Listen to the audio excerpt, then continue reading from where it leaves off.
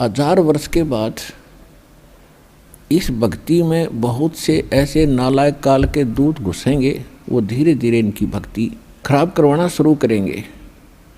और उस समय जो सत भक्ति जितने समय वो कर चुके और उसके बाद मार्ग दिशा बदल ली, उनके साथ क्या बनेगी कि जैसे पुण्यात्माओं एक श्वास के मंत्र का जो इस दास से प्राप्त करके आप एक श्वास भी मंत्र का ले लेते हो सतनाम का, वैसे तो प्रथम मंत्र से ही आपकी गजब की कमाई शुरू हो जाती है, बहुत ज़्यादा बन जाती है। और यदि सतनाम का मंत्र भी आपने साल 2 साल 3 साल 4 वर्ष कर लिया और सारनाम ना भी मिला तो भी आपकी ढेर सारी कमाई बन जाती है।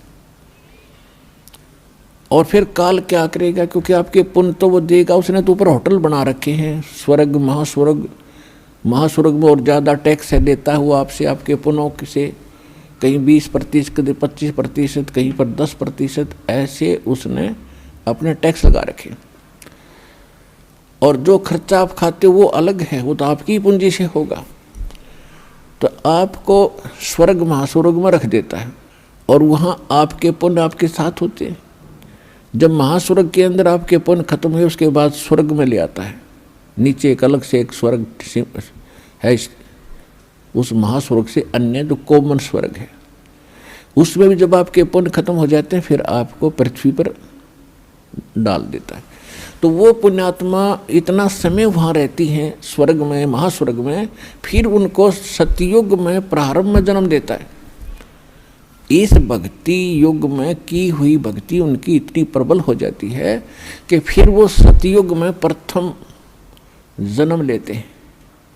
उनकी फिर भी इतनी भक्ति होती है क्योंकि सतयुग में लाखों वर्ष का जीवन होता है, एक का जीवन पूरा करते हैं, इतने युग 1-2 जीवन में वो सतयुग पूरा हो जाता है। फिर त्रेता में आते हो आप वही हो जो पहले भक्ति लगे थे, लेकिन आप फिसल गए, आप रिपट गए, विचलित हो गए किसी कारण से।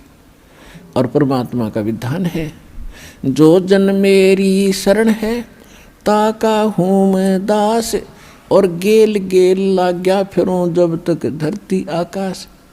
एक बार इस सच्चे नाम से आज कोई जुड़ जाएगा, आज उसने नाम ले लिया, कितना रोगी है और चाहे उसकी कल मृत्यु हो जा, नाम लेते भी हो जा, तो अभी परमात्मा अपने बही में लिख लेगा उस आत्मा को कि मेरी होगी।